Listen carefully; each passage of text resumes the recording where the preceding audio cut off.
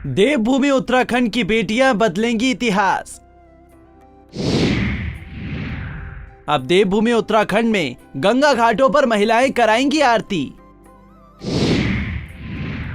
जयंती, सुनीता, पुष्पा, कमला कराएंगी गंगा आरती। भारत में सैकड़ों गंगा घाट हैं जहां सदियों से हर रोज गंगा आरती होती आ रही है।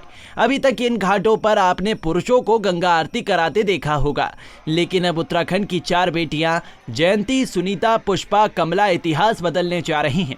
अब ये चारों गंगा के विभिन्न घाटों पर आने वाले दिनों में भी गंगा आरती कराती नजर आएंगी।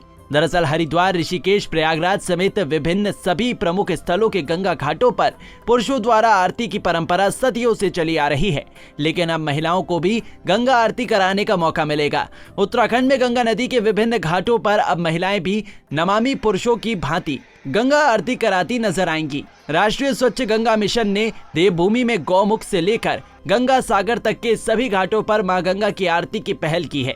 इसके लिए ऋषिकेश के परमार्थ निकेतन में होने वाले प्रशिक्षण के लिए उत्तराखंड, उत्तर प्रदेश, झारखंड और बिहार के 30 प्रतिनिधियों का चयन किया गया है। इसमें पहली बार उत्तराखंड की 4 महिलाओं जयंती, थपलियाल, सुनीता, सेमवाल, पुष्पा और कमना को चयनित किया गया है। बंगाल के प्रतिनिधि अगले प्रशिक्षण में शामिल होंगे। इससे पहले पिछले वर्ष दिसंबर में इन राज्यों के 30 प्रतिनिधियों का प्रशिक्षण हुआ था।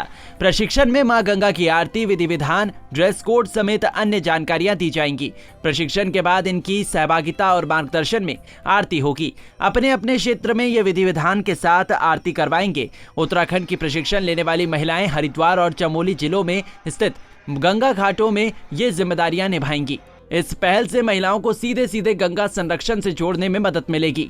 नमामि गंगे परियोजना को जून 2014 में गंगा के प्रदूषण को समाप्त करने और नदी को पुनर्जीवित करने के लिए शुरू किया गया था। इस मिशन के तहत उत्तराखंड, उत्तर प्रदेश, बिहार, झारखंड, बंगाल, दिल्ली, हिमाचल प्रदेश में बड़ी संख्या में गंगा घाटों का निर्माण हुआ है। भारतीय संस्कृति में गंगा को मां का दर्जा दिया गया है। ऐसे में राष्ट्रीय स्वच्छ गंगा मिशन का प्रयास रहा है कि सभी घाटों पर मां गंगा की आराधना हो। सबसे महत्वपूर्ण बात यह है कि इसमें मातृशक्ति को भागीदारी भी सुनिश्चित की जा रही है। इससे पहले राष्ट्रीय स्वच्छ गंगा मिशन ने गंगा से लगे सभी मंदिरों में भोग प्रसाद की शुरुआत की थी, जिसमें स्थानीय महिलाओं की ओर से तैयार किए गए किसी एक उत्पाद को प्रसाद का हिस्सा बनाए जाने पर जोर दिया गया था। इसकी शुरुआत भी उत्तराखंड के ऋषिकेश से ही हुई थी। राष्ट्रीय स्वच्छ गंगा मिशन की इस पहल से महिलाओं को बढ़ावा मिलेगा। वैसे भी आज के इस आधुनिक युग में महिलाएं हर क्षेत्र में पुरुषों से कंधे से कंधा मिलाकर चल रही हैं। ऐसे में राष्ट्रीय स्वच्छ गंगा मिशन की इस पहल से महिलाओं को बढ़ावा मिलेगा।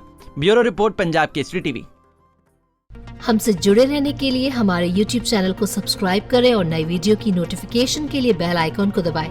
अगर आप ये वीडियो Facebook पर देख रहे हैं तो लाइक जरूर करें और ज्यादा से ज्यादा शेयर करें। धन्यवाद।